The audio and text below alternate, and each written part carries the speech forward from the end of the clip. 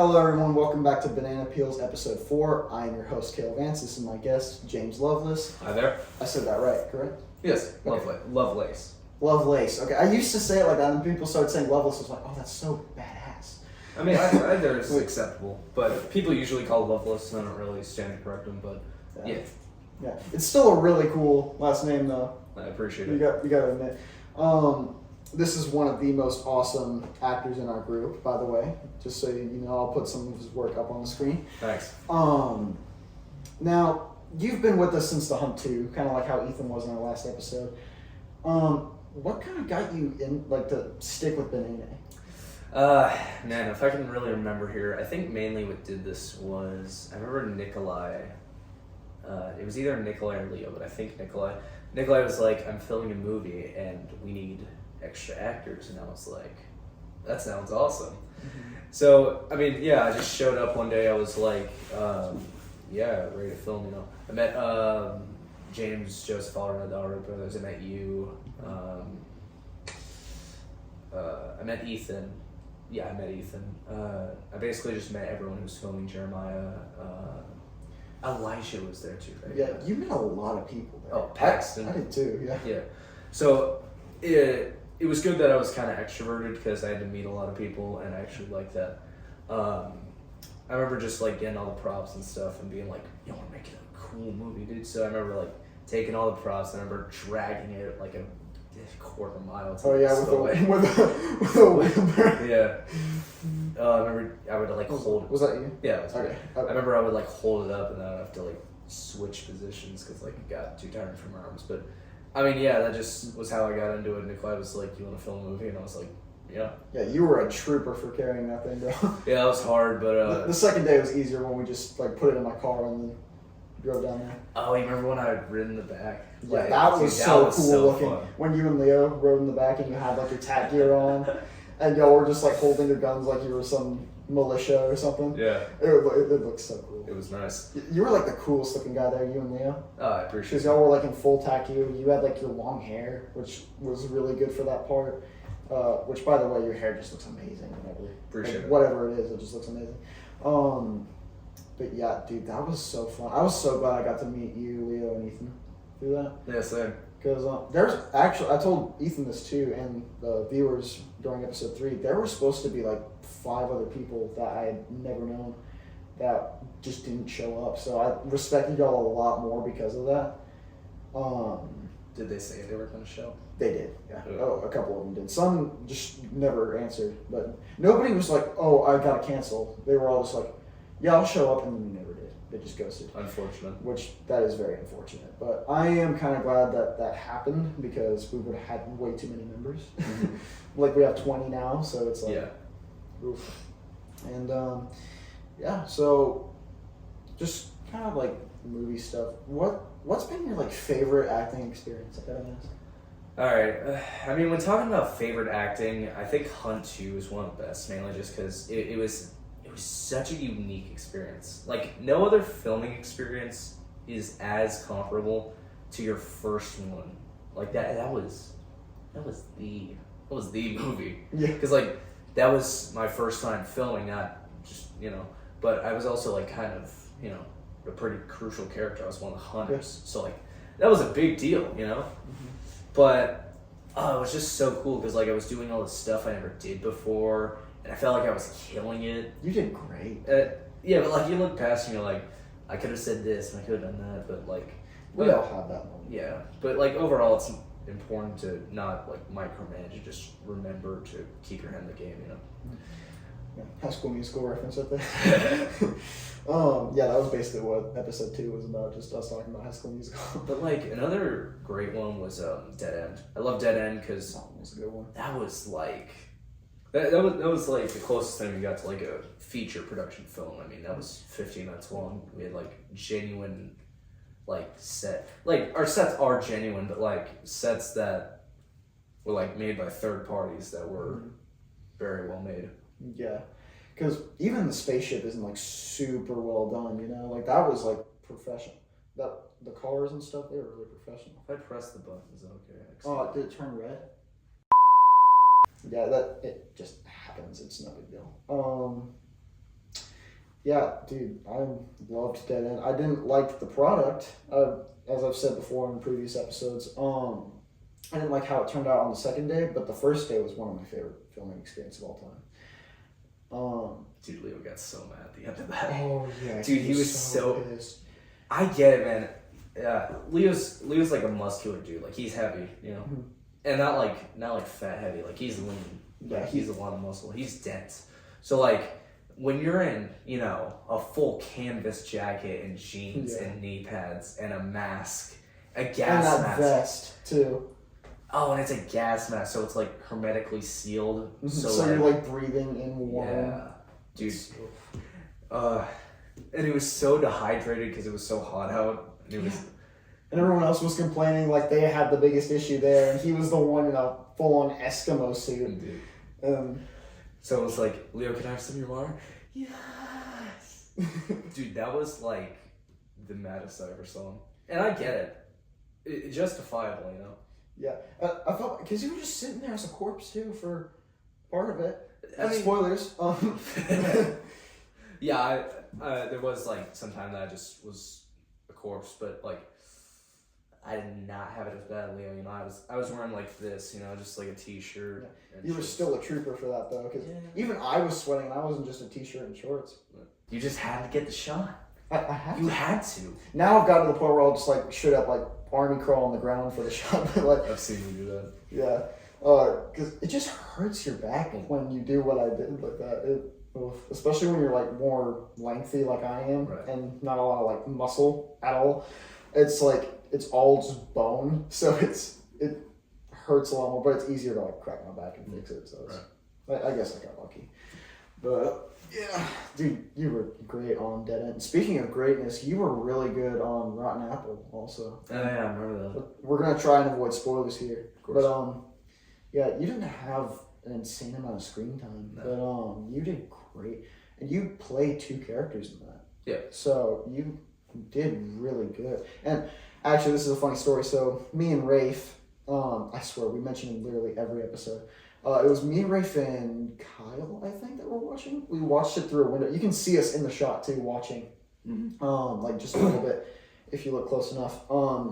We were watching you like get out of the truck like it was a gladiator chariot. I remember that. It looked so cool, and we just saw y'all acting out your scene, and you were just walking with so much aura, and then you racked back that shot and was like, oh, damn! And literally, Rafe was doing the exact same thing too. Him and I were like. I mean, the wind was just pretty good that day, so my hair looked pretty nice. Yeah, it was just flowing like a warrior or something. It looked good. Nice. Yeah, like for the amount of screen time you had, you killed it, dude. Appreciate it. You killed it. Speaking of hair, that was another thing. I kind of enjoyed cutting the hair because like it was a big change, but like it's consistency. You know, if you have really long hair, it gets frizzy, and I mean fast. Yeah. So that was like another good thing about cutting the hair. Also, you want to know a little secret to gaining more aura during the walks? Here's the method, all right? He's teaching me his tricks. Here's the method. You just bite your cheeks and you just... Like... There you go. I think I did that in middle school thinking I was cool, but then I was like, okay, this is just stupid, so I just stopped. And then eventually, like, I got longer, and then all my, like, skin just kind of, like, stopped being fat. So you didn't even need to? I didn't even need to, no, it just kind of happened. And I mean, I still have cheeks now, but, like, back when I was, like, in freshman year, like, they were, like, I look like a chipmunk, dude. Right. Like a skinny chipmunk. I look like Simon. It happens. Yeah. But just without the glasses and a hat. And yeah, I actually really enjoy my physique now, even though it's like as I mentioned in an earlier episode, Groot. Yeah, I actually enjoy how I look now.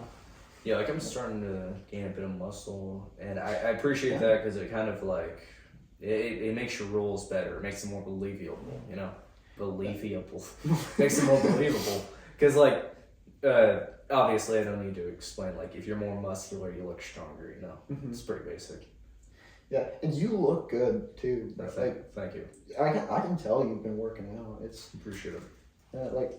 and I'm not saying anything mean at all. Like you were definitely a lot like bigger when I first met you. Oh, yeah. Or I say bigger, you were about the same size, but you were a lot more undefined, and now you are. And it's really good. I'm actually kind of proud of you for that. Appreciate it. Because that's not easy to do. Because I know, because I try to work out, it's not easy for me to keep consistency. And but yeah, I'm really proud of you, dude. You're keeping it up, and you're on a roll, man. That's great. I did 800 reps just to tone the muscle. Did you really? No. No. I can't believe that. But I don't know. If you want strength growth, you gotta do less than 6. But if you want hypertrophy, you gotta do 6 to 12. However, if you want to tone the muscle, you gotta do 1 to 12. You should have like a workout, like bodybuilding show of you just coaching people online. I mean, just train to failure. That's all I can really say. Yeah. That's one of the best things. Oh, and just eat good, sleep well. I think Sam Sulek put it best when he said, eat hard, work hard, sleep hard, be hard. You know, just do anything you do it 100%. Yeah. I see you smirking. Yeah, you said be hard. Okay. you gotta, but like, you gotta admit. Yeah. But like that, you know, just consistency is your most important factor in anything. Acting, filming, cinematography. You know, that's why I've just been trying to like work out more, just to establish a better routine. Yeah, and you've grown a lot as an actor too. Like you've gotten progressively better. You were already one of our best whenever you joined. Nice. But because no offense to anyone, this counts for me too. We all sucked back then. Well, I mean, so does everyone. Yeah, but like you and Leo especially, y'all like really knew what you were doing. And there again, you also didn't know what you were doing. So it was just even cooler. I was like, whoa. Dude, you remember when Leo rolled? He somersaulted. Oh my God, that was improvised too. Was so cool. I remember seeing him.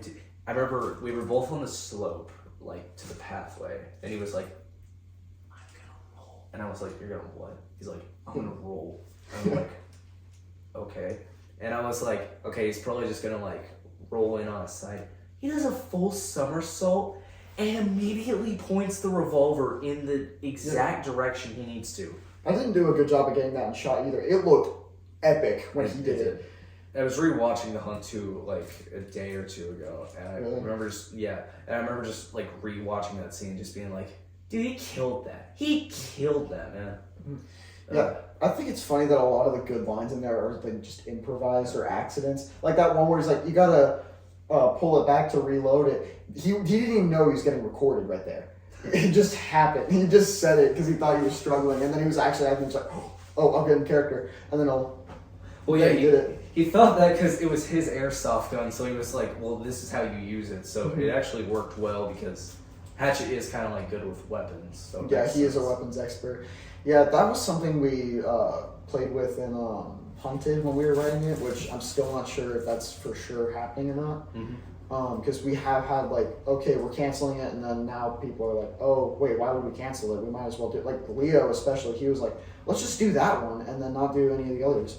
And I honestly kind of agree with him on that one, except for Psycho, because James is set on Psycho, like other James. Right. But yeah, he is very set on doing Psycho, and I don't blame him because he doesn't really get a lot of directing.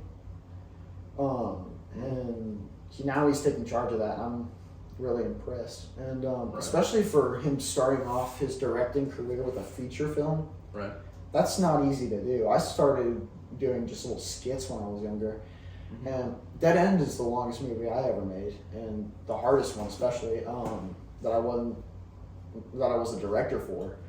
Because Rotten Apple, I would say that was the hardest, but I was also an actor, so I had it a little easier. Right. So I don't know why I got credited for other stuff too. I mean, I helped write it, but other than writing, producing, and acting, I really didn't do anything other than that. Because I know on IMDb I got credited for editing, and I really didn't. I made the credits, and that was really it. And I made the blooper intro. That was all I did. And then he was like, "Oh, I'm gonna credit you for it." I was like, "Why? I did like nothing." It took me 5 minutes altogether to do. Like, don't credit me for that. I mean, James and Joseph, just the Allred brothers in general, kind of have like that kind of integrity. They do, and same with Leo and Rafe too, because like Rafe is the one that does the IMDb stuff, and he didn't even credit himself for half the stuff he did on Rotten Apple. And I was like, wow, wait, that's actually really like modest. So anyway, I need to go back to you because this is your episode. Right. So, what's been like your favorite part of BaNayNay outside of like movie making? Outside of movie making, it just has to be the relationships we form, you know? I never would have met the Allred brothers, nor Paxton, Jackson, Ethan, you, who else? I already knew Nikolai. Or Elijah or Jeremiah. Like, I never would have met those guys. Rafe. I already knew Kyle, but I wasn't really like... So, like, everyone except for... everyone except... Leo and Nikolai. Leo and Nikolai, yeah. That's insane to me, because I probably wouldn't have met anybody either if I didn't meet James first. Right. Like, I met James in freshman year when we had our 7th hour together, and we both liked writing, so we forever in freshman year we were trying to figure out a cool like TV show to do. It was called Dreamcatcher, I think, and we tried to write it together, and we sucked, like horrendously sucked, and yeah, that was something. And then we did Banana Man, and then we did a bunch of other stuff. Oh, actually, that's a lie. I didn't know you for this, but we tried to do a Star Wars fan film called Snowfront. I wrote that. I was going to direct it too. I read that script. I read it back from before. Not that great. It was decent, you know, right. But like there was no way in hell we were making it.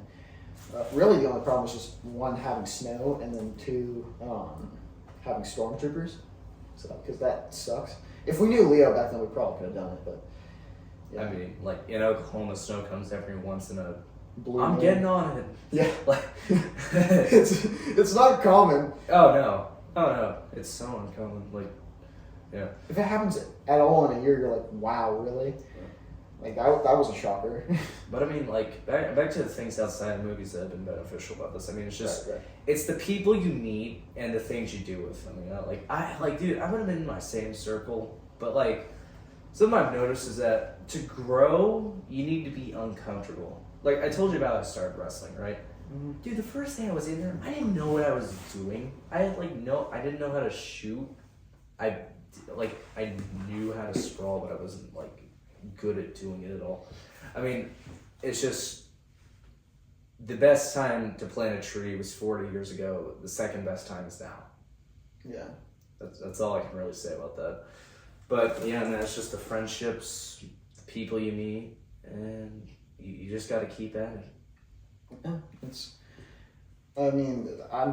I'm just amazed on all the stuff you've done, especially since I've met you. You've really like grown as a person, and like not that you're super different from when I first met you, but like you have matured so much that it's incredible to me. Thanks. And it's just like I really admire you as a person, and Thanks. I know I'm glazing you right now, but yeah, it's just so cool all the stuff you've done. Like you've gotten into sports, and you've gotten a lot better at like acting and movies, and you've grown more committed to it, especially, and you're just really going out of the way for yourself, and it's so cool. Like I really wish I could do that, and I mean I probably can if I just focus on it, but like I really haven't. So you've got a lot more time than I do for that. So, and I'm just kind of like rolling with the punches. You're going out of your way to do all this cool stuff. Like you're trying to get into what's that? West Point. Yeah, that's You've right. told me about that, and I totally think you can. And yeah, I just like you're shooting shots, and you need to be. And it's awesome. Yeah. Another thing I want to talk about, what is your most anticipated movie to film? Because we've got a lot coming out. Like, we've got Lost Boys. We've got, which we literally just announced in one of these episodes. I don't know if you've read that. Have you? Like I haven't read that, no. It's on the Discord thing. It's the simulation thing that we're trying to film, but I wrote it a lot better. We also have, I know supposedly in the Beatrice 1 spin-off thing that isn't really Beatrice 1 anymore. It's another sci-fi movie that LML's making. You're in Resurrection a little bit. Mm-hmm. So yeah, just what are you like most excited for? I mean, honestly, man, I don't have a specific movie I'm excited for. I'm just excited for something like with a big range, you know? I love Dead End because Dead End, we were pushing the boundaries of that. We never made like a movie that was above like, I don't think 30 minutes. I think The Hunt 2 was like 28. It was like pushing 30. It was something like 30. We never did some like above 30. So to go from that to like 49 minutes was a big jump. And to have like all these new actors and all these new characters and have like such a wide range of makeup. That was the first time we used fake blood. I mean, we were like really diving deep, you know, like we were getting in there. I just think like another movie where we just like really get after it. Just another movie with more range and more scope to it. What I'm really excited for is just like, I mean, obviously I can't just say like, oh, longer movies, because we also need the movies to be better. Mm-hmm. But overall, I'm just really excited for, I mean, everything in the future. Lost Boys seems interesting. Resurrection also seems interesting. And a lot of both of those have gone through like really big changes recently. So, yeah, I'm really excited to see what we cook up with all that. I remember the first day of Resurrection, I played a Grey Corpse. Spoilers.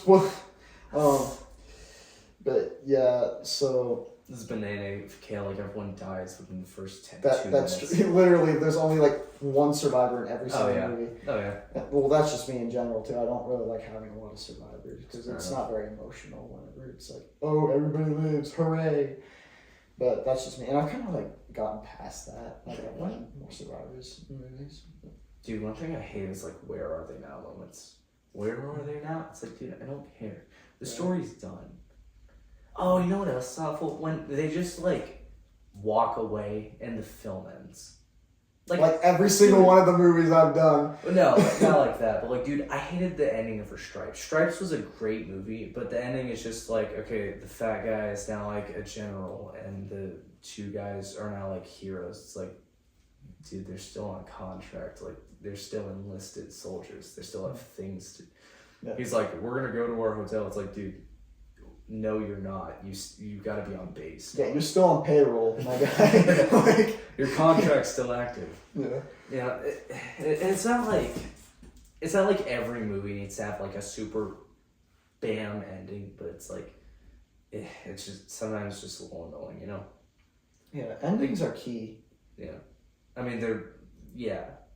But like you could also say that about like any stage in the story, you know, the opening, the resolution, the climax, the rising action, falling action. I mean, that's just what a movie is. It's a story using a camera. Mm-hmm. It's just a story that anyone can see. Like back when Shakespeare was a thing, not everyone got to go see Romeo and Juliet. Yeah. Heck, not. I almost said hell, but then I tried to censor myself. It's weird. I was gonna say hell and I said heck. Because I was trying to censor myself, and I was like, "Oh, what am I doing? Profanity? No way! Oh my god! You censor yourself by saying heck, and you're like, and then you correct yourself by saying because it was stupid. Pick a side. Then again, me and Paxton were cursing quite a bit in episode 2. But anyway, what was I saying? You were talking about how nobody's even heard of Romeo and Juliet back in the old days, and now it's like. Everyone can see a movie and it's great because now you like have a bigger audience and you want to please more people and you want to give proper stories and good stories and well at least like now it's more like oh we want money, we want $1 billion, let's go make another Marvel movie. But I think people have just like and people are starting to lose interest in movies now, which is tragic. Right. And it's all about the storytelling and you need to get the storytelling like proper and that's enough for movies to be good. Like Sinners recently with Michael B. Jordan, Haley Steinfeld, Ryan Coogler directed it. I'll put that down below in the description I guess since I'm linking everything, but if I can, but yeah, that one was really story based, and I loved it. It was great. Some parts were gross, but it was really good. Other than that, I mean, movies need story. You can have a cheap movie, but if it has a great story, it'll be loved. right? Yeah. But if you have, a $300 million movie, but the story just isn't all there, it's not gonna be a good movie. Yeah. I mean, you can say that with I can't remember the name, but there was one Netflix movie that bombed. Which one? I remember the first time I ever heard of a film losing money. It was this 2017 film where oh, what if monster trucks were actual monsters? And I was 8 when this happened, and I was like, wait, are you telling me a film lost money? And it kind of opened my eyes that there isn't an immunity. No matter how big you are, you can't rest on your laurels. You cannot ignore ambition, and you can't just stay. You can't just stay where you are. If you're not growing, you're getting worse. Yeah. And that's just a fact. Yeah, and I think that applies to not only BaNayNay, but L&L and Killer Bill as well. I think that just applies to life. It just applies to everything, yeah. And this is not going to be a moment where I'm dogging on L&L or Killable because they are my friends and not competition. So they need to do better. Yeah, they need to do better. Their movies suck. No, I'm kidding. They're all great. They are nice. Demon just came out and that was good. Grim Spike was also pretty enjoyable too. CGI wasn't great, but then again, I also could not have done better. I would have done worse. So I love that movie. I actually got invited to do Grim Spike, but I didn't notice because I was driving everybody home from Rotten Apple because those were filmed on the same day. And I didn't notice, and I was so mad at myself because I wish I would have just checked my Instagram before because that would have been so fun to do. I would have loved to do it. Right. But yeah, it's just a missed opportunity. But actually, me and Blaze were talking about doing another collabs, actually a couple other collabs. We're trying to... Boss Boys, I'm hoping is going to be a 3-group collab with Killable and L&L. That's what I'm hoping. And I'm just really excited for all of that. And I think Blaze is directing a 3-way production. Don't. I heard it after I said it. But yeah, he's going to do another 3-person collab also. Nice. So I enjoy this. We got to do a round table like this. Yeah, I want to have you back for sure as I'd love to be back. But just as a closing statement, do you have anything to tell the audience while I try to think of a last second question because I kind of suck at that? Yeah, I mean one thing I'd like to say is that I appreciate you all for watching this. Everything you guys do directly benefits us. Every millisecond that you watch is just so gratifying to us because, we make this for you guys, and we really appreciate that you take time out of your lives and your day to just watch us do our thing. I really can't thank you all enough. This has been really fun for me. If it weren't for this, I wouldn't have met a lot of my closest friends right now. And yeah, I just want to say thank you to you all. And hey, if anything, it really helped to get me out of the house in the summer. Helped me too, man. I was very introverted before I met all the BaNayNay people, and then I had I knew a lot of people for a time, and now I really only hang out with all the movie people, which is perfectly fine with me because y'all are my closest homies. But yeah, dude, this was great to have you aboard. I hope to have you on another episode. Same here. Yep. I'm trying to think of a last minute question, but I don't think I can. I already asked all the good ones, so no, I'm just trying to have a not awkward ending. There's our timer. Well, since I can't think of a closing question, we're just gonna end the episode here. It was great to have you on. I appreciate it. Like I said, 500 times before, I would hope to have you on again on another episode. Anyways, that was all for Banana Peels episode 4. I hope you enjoyed. I am your host. This is my guest. And until the next time him and I are on together, we'll see you then. Bye now. Bye.